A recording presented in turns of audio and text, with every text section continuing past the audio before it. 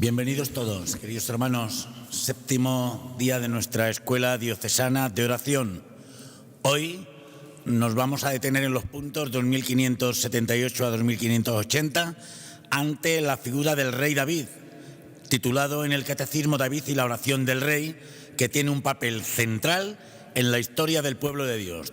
Tres claves. ¿Qué dice el Papa Francisco? David pastorea el rebaño de su padre. Ante todo, David es un pastor. Así intentará comportarse posteriormente con el pueblo que le fue confiado.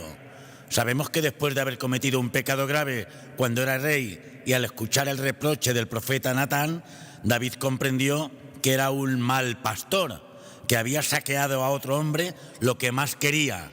Se había convertido en un enfermo de poder. Segunda clave.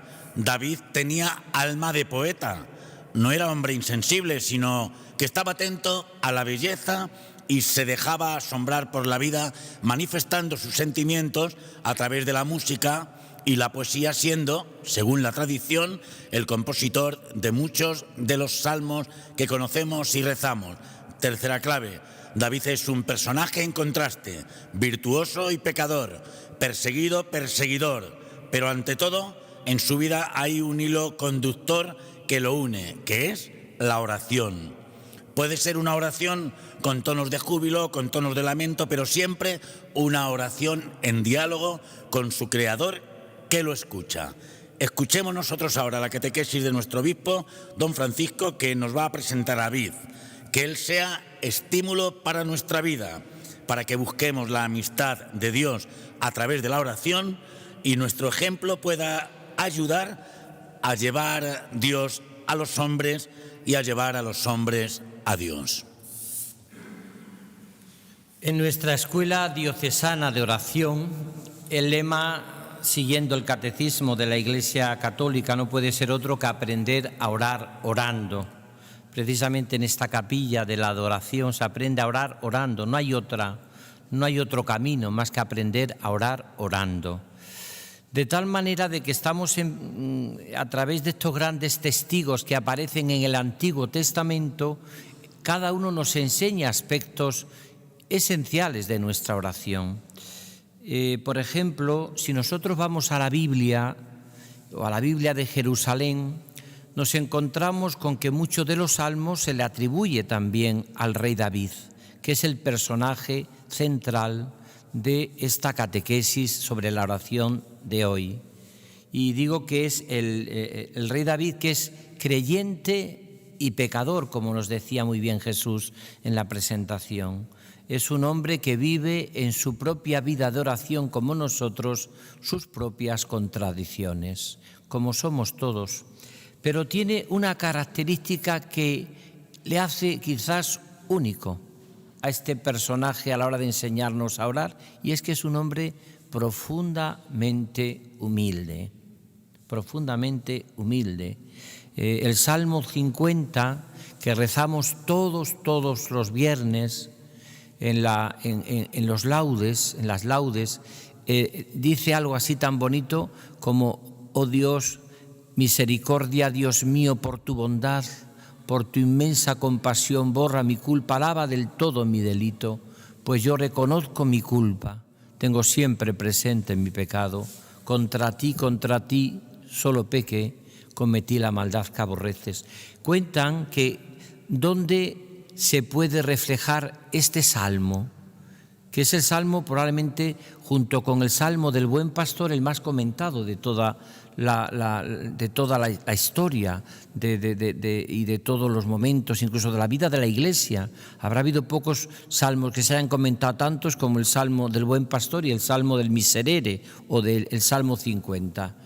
Y dicen que probablemente la experiencia la tiene pues un David pecador, un David creyente, un David que recurre a la misericordia de Dios. Yo reconozco mi culpa, tengo siempre presente mi pecado. Todos sabemos que el rey David comete dos grandes pecados.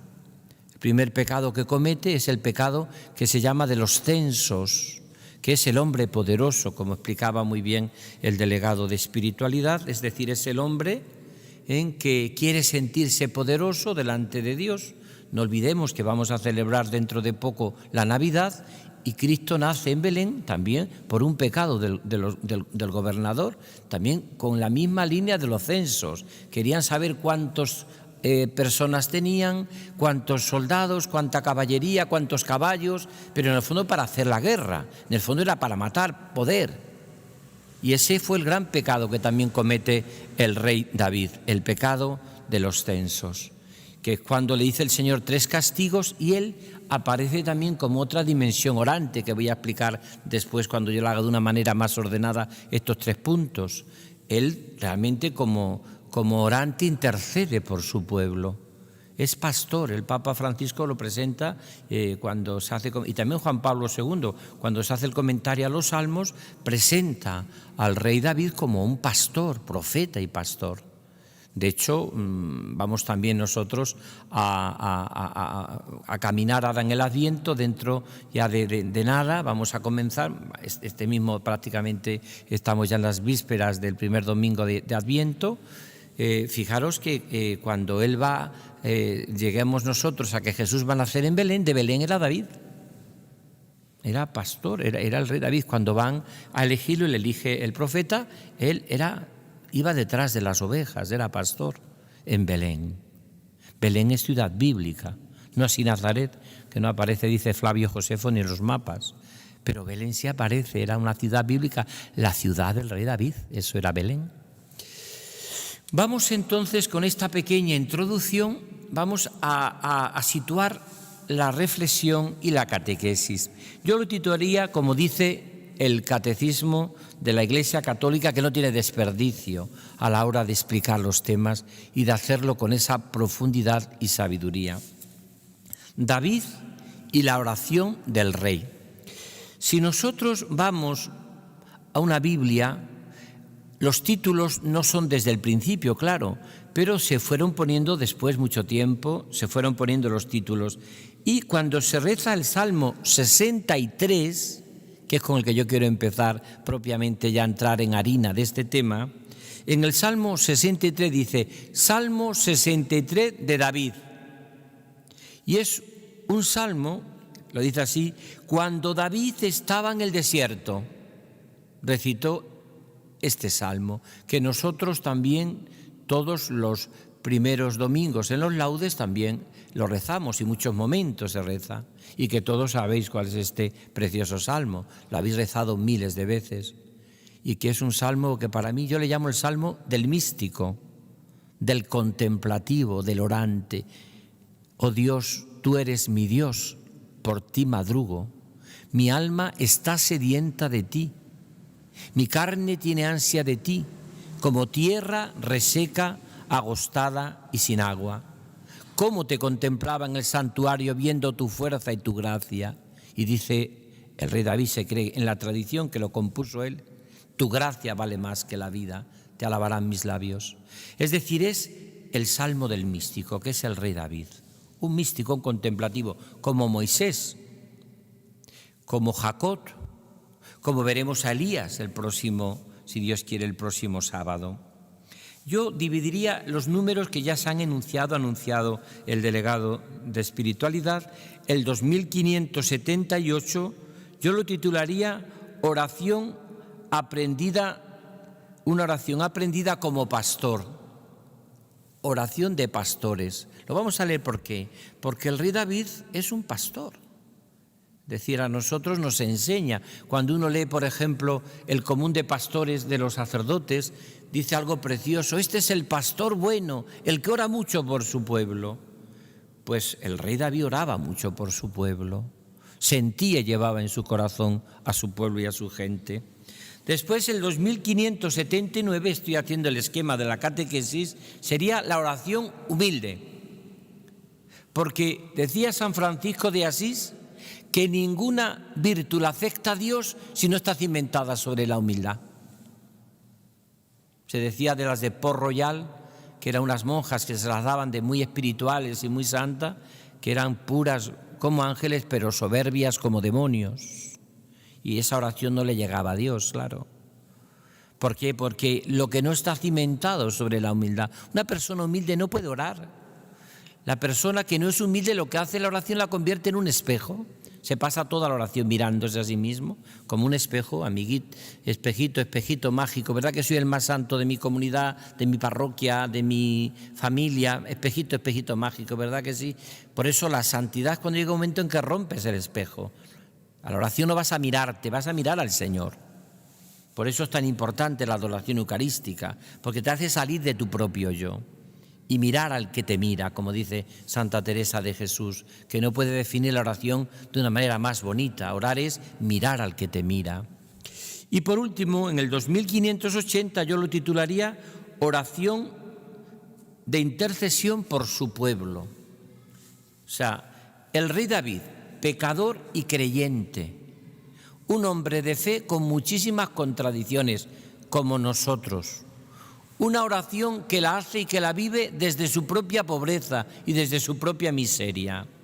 No puede ser un hombre orante, pero también tiene en su propia vida experiencia de pecador. Fijaros el Salmo 50, que hemos rezado y que al final pondré yo como deberes para los que me seguís y que tenéis que tener siempre, que es el único que utilizo prácticamente, el Catecismo de la Iglesia Católica, la parte cuarta, y también unos deberes que siempre os pongo al final, que esta vez ya lo he dicho, va a ser que recitéis y meditéis el Salmo 50, según la tradición, el miserere del rey David. Vamos a empezar.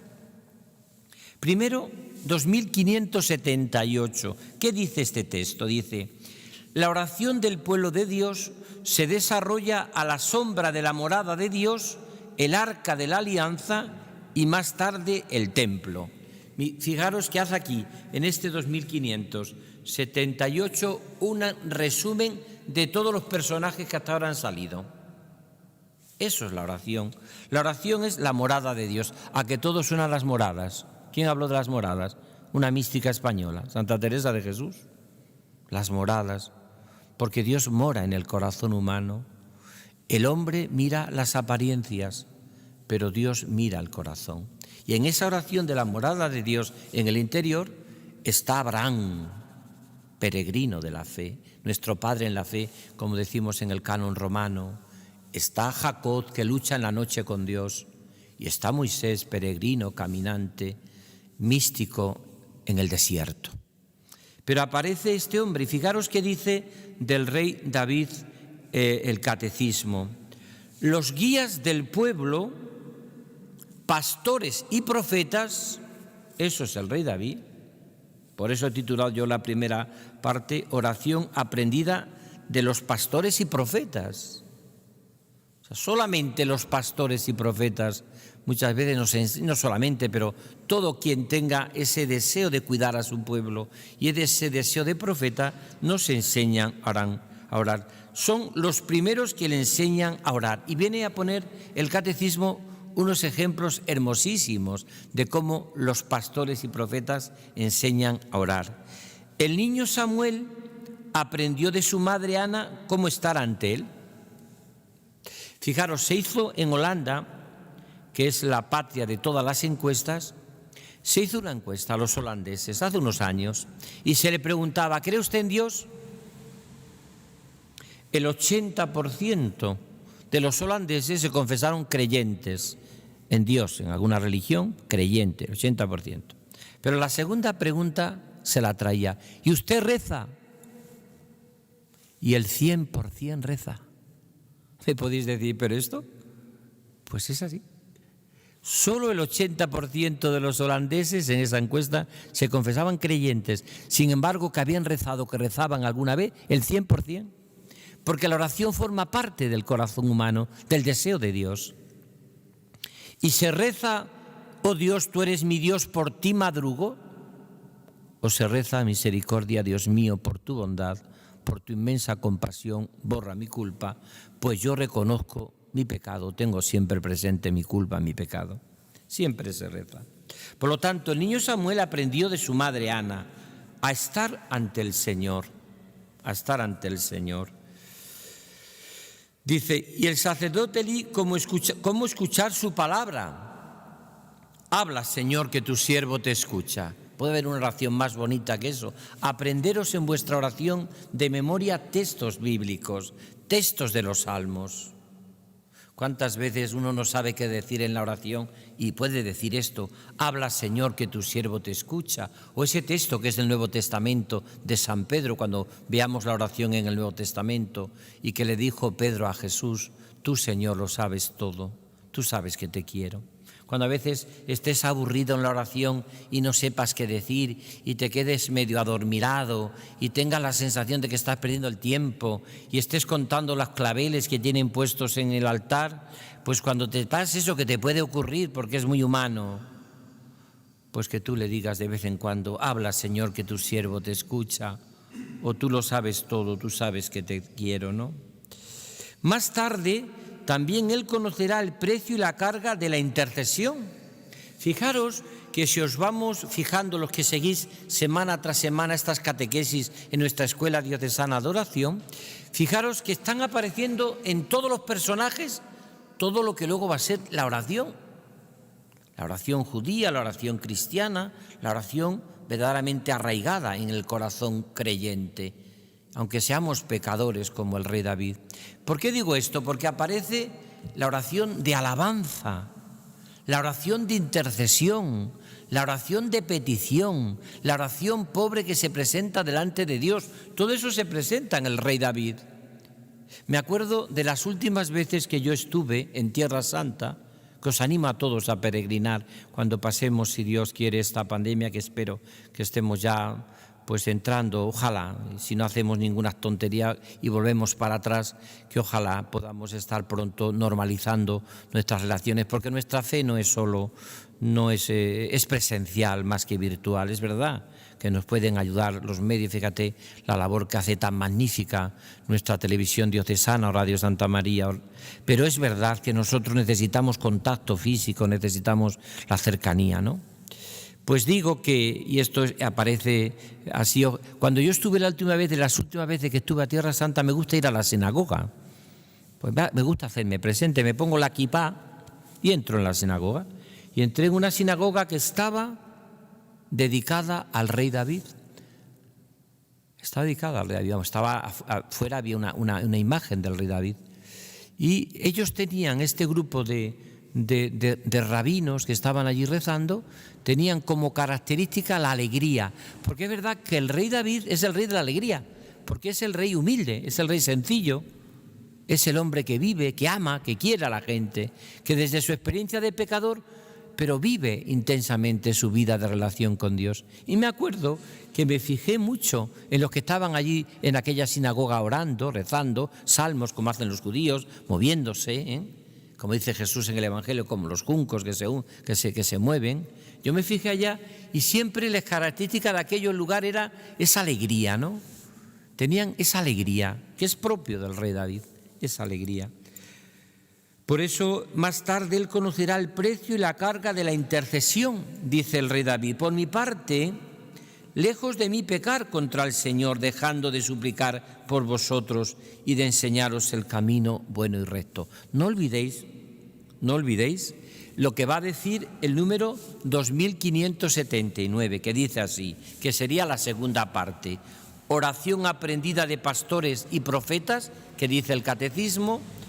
Oración humilde, porque dice, y así comienza este número 2579, que David es por excelencia el rey según el corazón de Dios. Muchos de los que me están viendo a través de la televisión del canal diocesano, el grupo que estáis aquí adorando al Santísimo y al Señor en esta adoración perpetua, sabéis que la gran herida que tiene el corazón humano es: yo ya no me merezco a Dios. Yo ya le he hecho tan mal, he pecado tanto, he ofendido tanto a Dios, que yo ya no tengo derecho a Dios, ni a estar en su presencia. Y es la tentación del hombre bueno. La tentación que diría San Ignacio en sus ejercicios espirituales, la tentación como ángel de luz, que es la mayor de las soberbias. SS, dicen algunos, SS, soberbia silenciosa. Es el pecado de la SS, de la soberbia silenciosa. Y entonces David es por excelencia la oración del rey según el corazón de Dios. El pastor que ruega por su pueblo y en su nombre. Aquel cuya sumisión a la voluntad de Dios, cuya alabanza, como os decía yo que contemplé en aquella sinagoga, que también me acuerdo que tenía a la entrada una oración que ha marcado mucho mi vida. Una oración preciosa, aprenderla, esa oración, porque os puede hacer mucho bien. Señor, no te pido que me acompañes delante, muy delante, por si no te puedo seguir, ni tampoco muy detrás, porque no te veo, sino acompáñame, Señor, delante, a tu lado, para que pueda seguir adelante. Qué bonita esa oración. No te pido, Señor, que vayas muy delante de mí, por si te pierdo, porque no soy capaz de ir a tu ritmo, ni tampoco muy detrás, porque no te veo. Camina a mi lado. Ponía en aquella sinagoga en la entrada. Me parecía una oración preciosa y bellísima, ¿no? Aquel cuya sumisión a la voluntad de Dios, cuya alabanza y arrepentimiento será el modelo de la oración del pueblo. La Iglesia lleva 20 siglos orando con los salmos, que muchos de ellos son de Salomón o del rey David, se cree, aunque es verdad que cuando ya ha pasado como la revelación, pues ya son como la Biblia, significa muchos libros y el autor es Dios. Pero es verdad, y esto es muy hermoso, pensar en que ha pasado al pueblo. La Iglesia lleva 20 siglos orando con los salmos, y antes estuvo el pueblo de Israel siglos y sigue orando con los salmos, que es palabra revelada de Dios, que es tan hermoso, ¿no? Porque yo puedo leer, y está muy bien, textos bellísimos de Teresa de Jesús, de Juan de la Cruz, de Juan de Ávila, pero eso no es palabra de Dios. Sin embargo, los salmos son palabra de Dios. Es Dios hablando con Dios a través del corazón humano, el Padre, el Hijo y el Espíritu Santo. Por eso nosotros hemos siempre cristianizado todos los salmos, y al terminar cada salmo decimos gloria al Padre y al Hijo y al Espíritu Santo, después de terminar los salmos. En los salmos, David, inspirado por el Espíritu Santo, es el primer profeta de la oración judía y cristiana. Primer profeta. La oración de Cristo, verdadero Mesías e Hijo de David, revelará y llevará a su plenitud el sentido de esta oración. ¿A que no sabéis cómo le encantaba llamarle a Jesús los que estaban a su alrededor? Por ejemplo, el ciego de Jericó. ¿Cómo le llama a Jesús? ¿Os acordáis? Jesús, Hijo de David, ten compasión de mí. ¿Por qué Hijo de David? Porque David era fundamentalmente el Mesías misericordioso, el que acogería a los pobres, el que haría andar a los cojos, el que devolvería la vista a los ciegos. Por eso el ciego lo sabe. Y le dice, ¿cómo tengo yo que recordarle a este que me atienda? Pues que es Hijo de David. Jesús, Hijo de David, ten compasión de mí. Es también la famosa oración cristiana que reza tanto Oriente, y que sabéis que está publicado en un libro bellísimo, probablemente uno de los libros clásicos de espiritualidad de Oriente, que sabéis que es el libro del peregrino ruso, que os aconsejo que leáis. Os estamos ofreciendo en nuestra Escuela Diocesana de Oración, os estamos ofreciendo una gran biografía de libros de oración, ¿no? Pues este libro, y en ese libro es un peregrino que quiere aprender a orar como nosotros. Y un día entra en una iglesia ortodoxa y escucha que dicen, orad, citando a San Pablo, orad sin desfallecer, orad siempre, orad sin desfallecer. Y él se pregunta, ¿cómo puedo orar sin desfallecer y siempre? Necesitamos estar tiempo descansando. Y dice esta oración del peregrino ruso, dice que aprende a orar con las palabras del rey David, con estas palabras que le dice el ciego, Jesús, Hijo de David, ten compasión de mí. Jesús, Hijo de David, ten compasión de mí. Otra de esas oraciones que se deben quedar grabadas en nuestro corazón. Jesús, Hijo de David, ten compasión de mí. Y terminamos la tercera parte de esta parte dedicada al rey David, pecador y creyente, a este hombre que ora desde su propia realidad. No olvidemos nunca que la Iglesia siempre ora como pecadora. Siempre ora como pecadora. Yo muchas veces celebro algunos domingos 3 misas, muchos domingos 3 misas, y a veces digo la misa seguida y digo, que tenga yo que reconocer entre una misa y otra que no me da tiempo de pecar, que soy pecador. Para participar con fruto en esta celebración, comencemos por reconocer nuestros pecados, porque si no me da tiempo de pecar. Pero es que la Iglesia siempre ha orado, Kyrie eleison, Christi eleison, Kyrie eleison. Por eso el rey David es, como podíamos decir, su oración es cristiana, porque es una oración humilde, aunque es verdad que será Cristo el que da plenitud a la oración, porque Él es en nuestra oración al Padre, en nuestra oración trinitaria, nuestra oración profunda. Pero es precioso esto, porque es verdad que no se puede orar si uno no tiene una profunda humildad, que es lo que es el rey David. Cuando yo escribí la primera biografía que escribí aquí sobre una niña de Toledo, Sagrarito Fernández, que la titulé Una explosión de alegría, recuerdo que ella tenía una frase que a mí me impresionó mucho: quien es humilde se mete a Dios en el bolsillo. Solo los que son humildes se meten a Dios en el bolsillo. Pues la tercera y última número, que digo que estoy ya terminando, es la oración de intercesión por su pueblo, que también está en el rey David. El templo de Jerusalén, la casa de oración que David quería construir, será la obra de Salomón. Curioso. Siendo el rey David, fijaros, siendo el rey David un rey según el corazón de Dios, siendo humilde, siendo pobre, siendo intercesor, viviendo la alabanza, sin embargo no va a construir el templo, lo va a construir su hijo Salomón. ¿Por qué no construye el templo el rey David? Se lo dice Dios, tiene que aceptar con humildad: mira, has matado a mucha gente, has sido muy cruel, has derramado mucha sangre. Quien me construya a mí el templo donde orar, convertir mi templo en casa de oración, será tu hijo Salomón, no serás tú. Y él es humilde para aceptarlo, se lo dice el profeta, él es humilde para aceptarlo. La oración de la dedicación del templo, Primera de Reyes 8, se apoyará en la promesa de Dios y su alianza, la presencia activa de su nombre entre su pueblo. Allí sería en el templo, y el recuerdo de los grandes hechos del Éxodo. ¿Qué nos recuerda el Éxodo en nuestras catequesis sobre la oración? Moisés. Mirad, la vida espiritual, la vida de oración, la vida cristiana siempre tiene 3 puntos, nunca lo olvidéis, que está expresado en el Éxodo, lo que hace también Moisés y lo que hace también el rey David. Primero tiene que haber en nuestra vida una salida, un éxodo, si no, no hay oración. Si no, no hay vida cristiana, si no, no hay vida espiritual, un éxodo, una salida. Segundo, siempre tiene que haber una purificación en el desierto.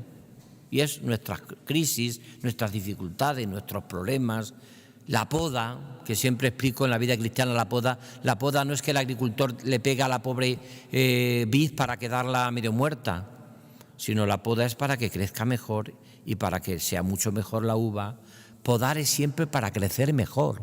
Dios no nos poda para fastidiarnos, sería una espiritualidad bastante negativa. Dios nos poda para que crezcamos. Podar es para que no se nos vaya la vida por las ramas.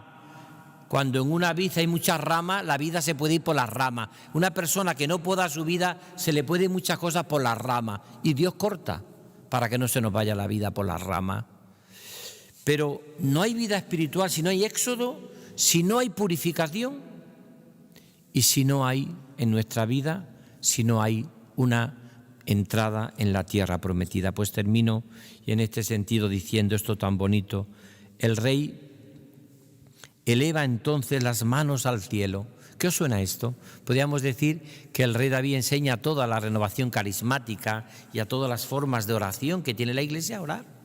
No dice, toda mi vida te bendeciré y alzaré las manos invocándote. Así oraban los judíos. Así oraban. toda mi vida te bendeciré. Pues aquí dice tan bonito, ¿no? El rey eleva entonces las manos al cielo y ruega al Señor por él, por todo el pueblo, por las generaciones futuras, por el perdón de sus pecados y sus necesidades diarias, para que todas las naciones sepan que Dios es el único Dios y que el corazón de su pueblo le pertenece por entero a él.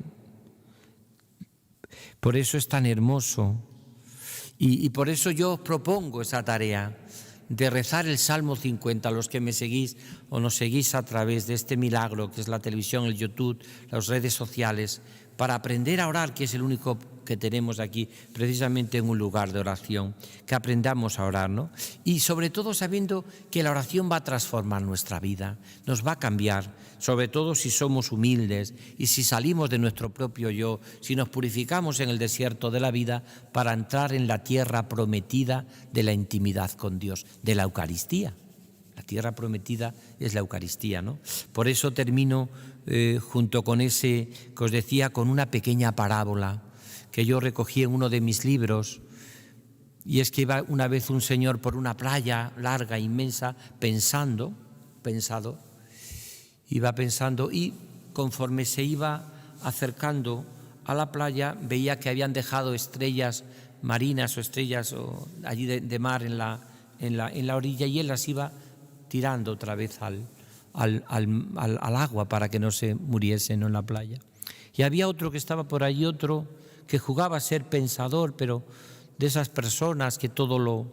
¿Qué es lo que estás haciendo? Le dice, pues mira, estoy recogiendo todo esto que ha dejado a la orilla, se han acercado estas olas, esto morirá, esto va a morir, y entonces para que no se mueran, yo las arrojo otra vez al mar. Y eso es lo que estoy haciendo en la orilla, estoy recogiendo estas estrellas marinas, esto que va dejando, y las devuelvo para que no se mueran. Y le dice, pero le dice pero pues eso es una tontería, y además no sirve para nada y no valga para nada. ¿Cuántas estrellas del mar quedan en esta playa? ¿Cuántas quedarán? Miles, y usted está recogiendo poquísimas. Pero le voy a decir más. Y aquí, en este mismo lugar, en este mismo país, ¿cuántas playas hay y que tienen el mismo problema y no hay nadie recogiendo y tirándola? Y en el mundo, ¿no ve usted que no hay solución para esto? No haga usted cosas que no tienen solución. Se lo decía al que pensaba que era el pensador más práctico, como el hombre de nuestro tiempo. Y aquel hombre, con mucha sabiduría, iba recogiendo las que estaban allí y decía, vale, señor pensante, es verdad que para muchas no hay solución, pero sí para esta, y la echaba al mar. Oiga usted, y también para esta. Oiga usted también para esta solución. Oiga, no sé usted, mira, también para esta solución, y para esta, y para esta, y para esta. Nos pasamos la vida pensando que no hay solución para nada, que no se puede hacer nada, que todo, que la oración que hace, que para qué interceder, para qué pedir. Pues hagamos que, como decía Martin Luther King, prefiero los que encienden una luz que los que maldicen la oscuridad. Hay mucha gente que se pasa toda su vida maldiciendo la oscuridad, pero no encienda ninguna luz, ni salva a ninguna estrella marina que se queda aprisionada en una playa, hasta que viene gente que es capaz de devolverla al mar, aunque es verdad que no soluciona todos los problemas, porque como decía preciosamente la Madre Teresa de Calcuta, nuestra vida es como una gota de agua en un océano, eso es nuestra vida.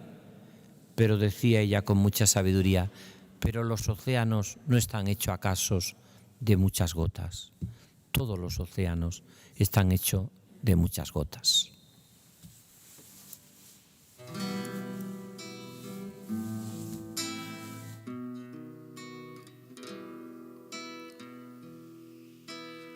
Hoy de nuevo, Señor, me tienes ante tu presencia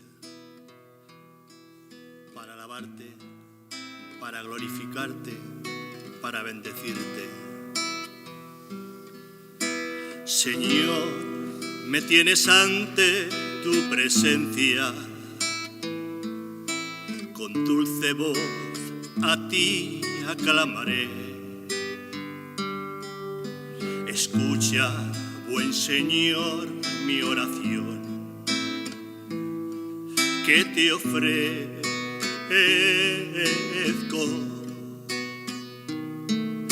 En ti me gozaré, Señor Jesús. A ti mi vida entera rendiré. Tu gloria y tu poder me alegrará para siempre.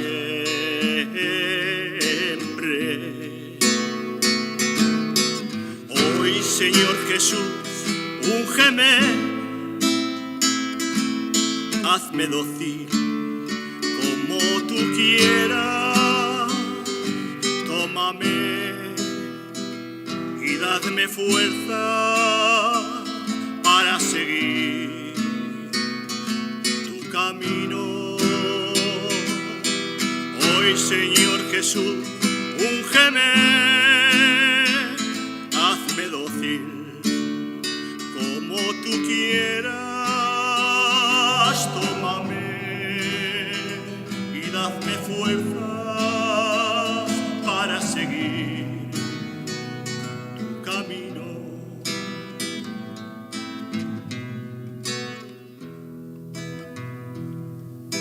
Tu rostro al mundo yo les mostraré, tus misericordias cantaré. Tu gloria y tu poder me alegrará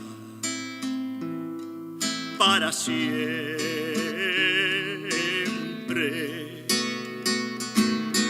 Hoy, Señor Jesús, úngeme, hazme dócil como tú quieras.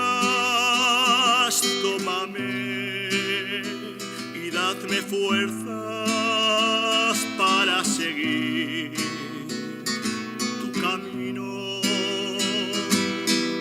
Hoy, Señor Jesús, úngeme, hazme dócil como tú quieras. Tómame y dadme fuerzas para seguir tu camino.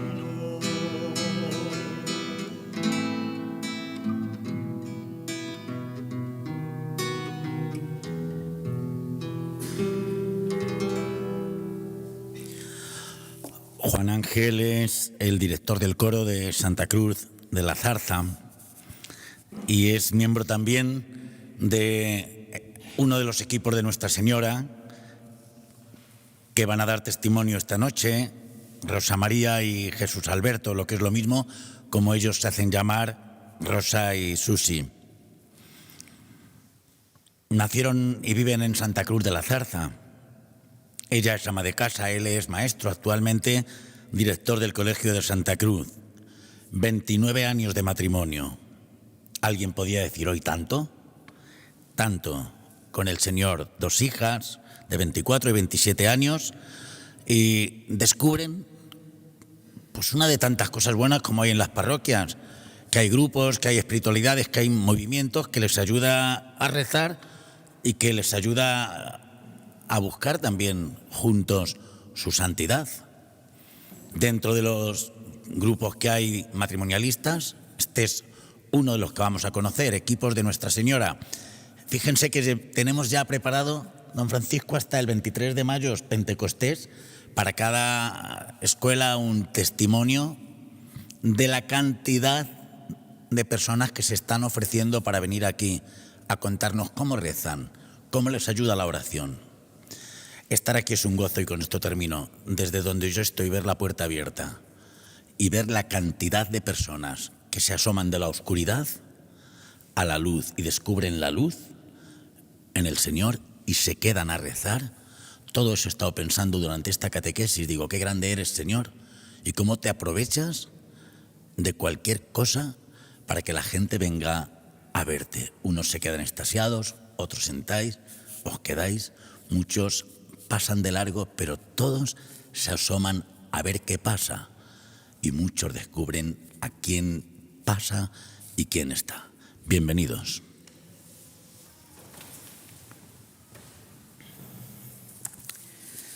Buenas tardes, Señor, a ti el primero, presente en el Santísimo Sacramento. Buenas tardes, don Francisco, don Jesús. Nuestro agradecimiento por esta iniciativa de la Escuela de Oración que tanto bien nos está haciendo y por la invitación a dar nuestro testimonio como matrimonio. Desde la humildad y sabedores de que tenemos muchas pobrezas y limitaciones a la hora de hacer oración, pero con el deseo de seguir profundizando en ella. Desde nuestra adolescencia hemos participado en la vida de nuestra parroquia. Queremos recordar a dos jóvenes sacerdotes que llegaron a nuestro pueblo, los hermanos Garzón, don José Luis, que estuvo casi 20 años con nosotros, y don Antonio, que ya goza de la presencia del Padre. Asistíamos a catequesis, pascuas juveniles, campamentos, grupos de jóvenes y fuimos catequistas. Todo esto nos ayudó a conocer y amar a Jesucristo. En 1991, como pareja de jóvenes cristiana, decidimos unir nuestras vidas ante Dios por el sacramento del matrimonio y formar nuestra propia familia. Pasados 2 años, sentimos la necesidad de vivir nuestra fe como matrimonio, y así lo hicimos saber al sacerdote que entonces estaba, don Gregorio Real, que invitó a unas parejas de Illescas que nos presentaron los equipos de Nuestra Señora, movimiento al que pertenecemos desde hace 25 años y que damos gracias a Dios todos los días por haberlo puesto en nuestro camino. En los Evangelios encontramos en distintas ocasiones cómo Jesús se retiraba a orar. A lo largo de estos 25 años hemos aprendido e interiorizado la necesidad de la oración, que junto con la Eucaristía es la fuente del cristiano. En nuestros puntos concretos de esfuerzo, que así los llamamos, hacemos oración a nivel personal, un encuentro con aquel que sabemos que nos ama, a través de su palabra y buscando su voluntad en nuestras vidas. Si es cierto que nos encontramos con momentos de sequedad y de desierto, pero estamos seguros de que es el Señor también el que lo permite. Hacemos oración en comunidad, rezar los unos por los otros, por el mundo y por nuestra Madre, la Iglesia, por llegar a esa comunión de hermanos en la fe. Orar para ponernos una regla de vida. Señor, ¿en qué fallamos? ¿Qué es lo que más nos cuesta? Ayúdanos a discernir, a ir venciendo aquello que nos aparta de ti. Una oración en familia, con nuestros hijos. Cuando eran pequeños era fácil, ahora que son mayores lo tenemos más difícil. Para iniciar lo que nosotros llamamos una sentada, que es un diálogo del matrimonio con Dios, pero no como 2, sino como con 3, poniéndole a Él en medio de nuestras vidas. Y nuestro gran descubrimiento ha sido la oración conyugal. En el Evangelio de San Mateo encontramos la siguiente cita: por eso el hombre dejará a su padre, a su madre, se unirá a su mujer y los dos serán una sola persona, así que ya no son 2, sino uno solo.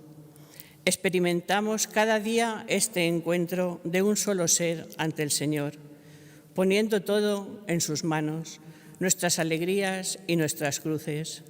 Pero nos ha costado nuestro trabajo.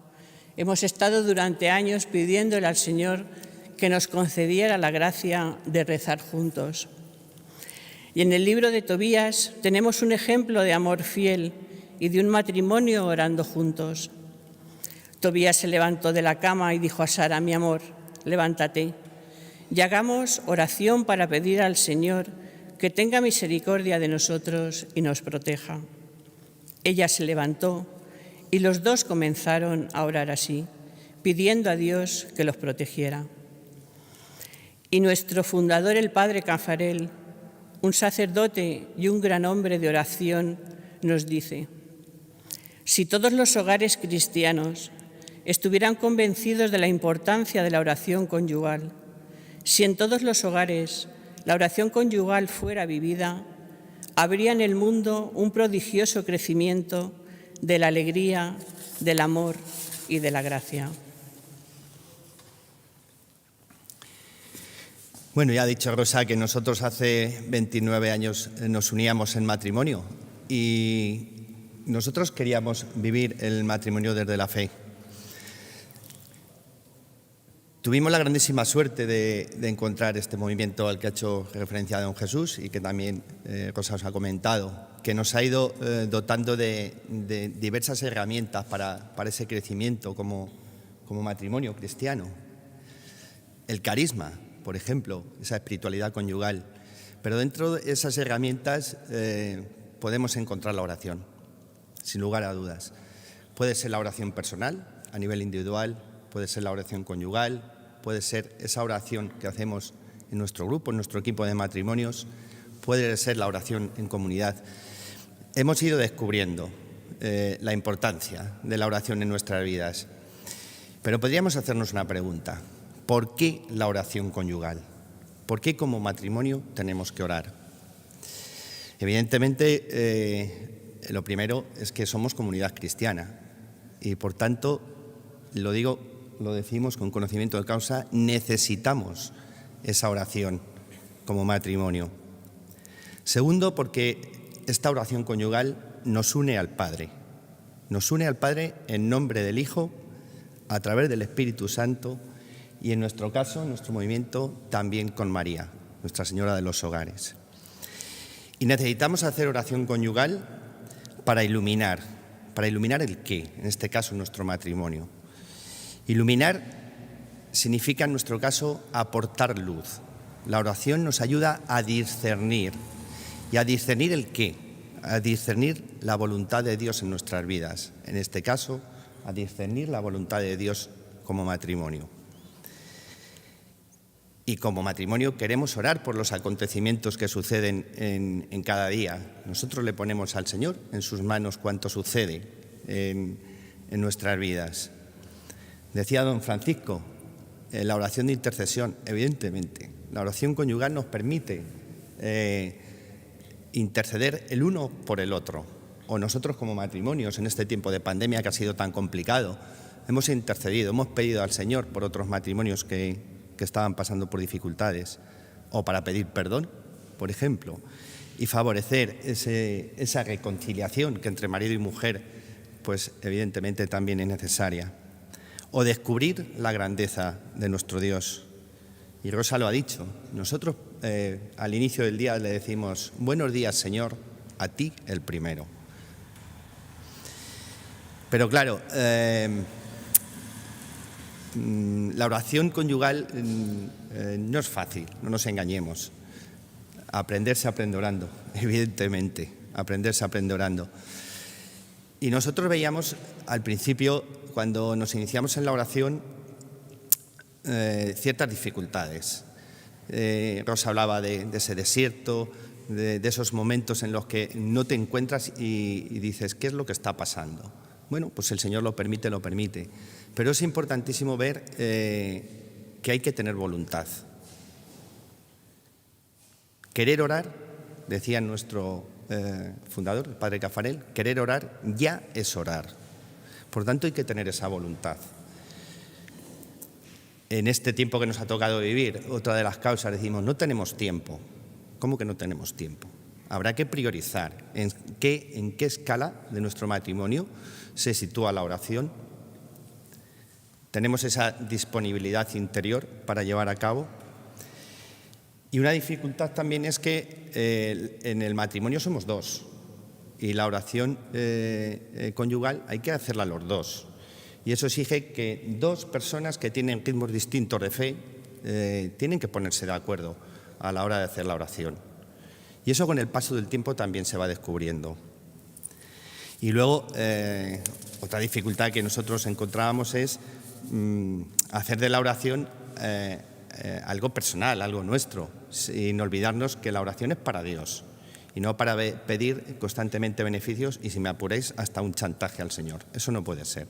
Si somos capaces de vencer estas dificultades, iremos creciendo y la oración dará sus frutos, como ahora os comentaré. nosotros nos planteábamos cómo hacer oración. ¿Cómo hacer oración? Y lo primero que vimos es que había que encontrar un momento común. Y fuimos capaces de encontrar ese momento común. Dentro de nuestra vida, Rosa y yo hacemos oración por la mañana, nos ponemos en presencia del Señor, como os hemos dicho antes, le decimos buenos días, Señor, a ti el primero. Y a partir de ahí utilizamos salmos, evidentemente, utilizamos cánticos, utilizamos himnos para iniciar esa oración, para ponernos en situación.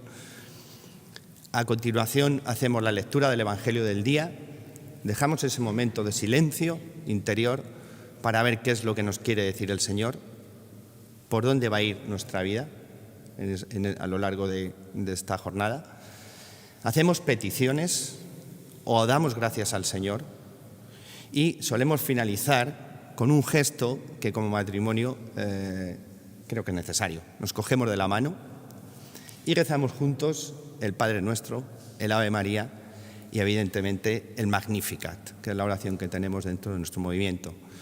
Somos conscientes de que cada matrimonio es un mundo y que cada uno tiene su forma de rezar, ¿de acuerdo? Y por tanto quisiéramos terminar diciendo que la oración da sus frutos. Hay que confiar en ellos porque el Señor nos los concede. Y podemos decir como matrimonio que proclama nuestra alma la grandeza del Señor y se alegran nuestros espíritus en Dios nuestro Salvador, porque ha mirado nuestras debilidades y nos ha bendecido con la oración conyugal.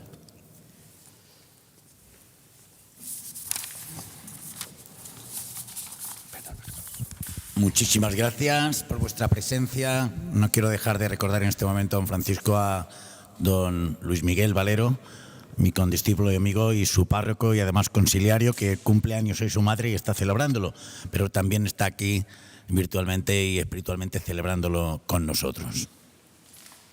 Pues terminamos esta catequesis o la oración con el testimonio magnífico de estos dos hermanos nuestros, este matrimonio que nos habla de lo que alguien ha dicho, que probablemente haya tantos métodos de oración como personas y tantas maneras de orar como personas y tantos estilos de oración como personas, cada uno pues según sus matices. Pero sobre todo la oración es ese trato de amistad con quien sabemos que nos ama, porque terminando con las letrillas de Santa Teresa de Jesús, todo se pasa, todo se muda, la paciencia todo lo alcanza, quien a Dios tiene nada le falta, solo Dios basta.